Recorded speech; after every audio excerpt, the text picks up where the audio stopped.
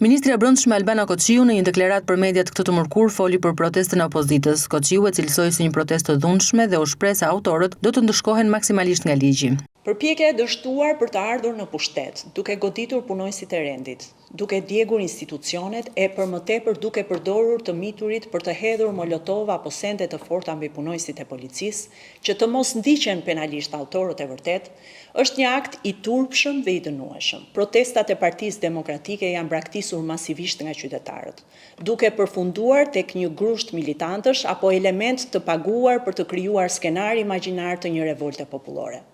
Kjo është e papranueshme.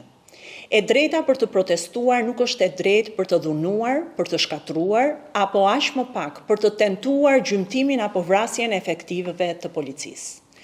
Ndaj Ministria e Punëve të Brendshme dhe Policia e Shtetit nuk do të qëndrojnë duar kryq. Autorët e këtyre akteve barbare do të ndëshkohen maksimalisht sipas ligjit. Kush tenton të vras policin, kush tenton të djeg institucionet, nuk merr as çmimin si terroristi më i mirë, as mirënjohjen e partisë tij, por shkon në burg dhe merr ndëshkimin e parashikuar nga ligji. Tubimi i thirrur nga opozita u shoqërua nga tensione dhe përplasje të forta në bulevard. Situata më kaotike u shënua para parlamentit. Protestuesit hodhën bomba molotov dhe fishek zjarr në drejtim të tyre. Uniformat blu reaguan me ujë me presion dhe gaz lotësjellës. 21 persona janë ndaluar për dhungjat protestës, ndërsa 19 efektiv janë shtruar në spital.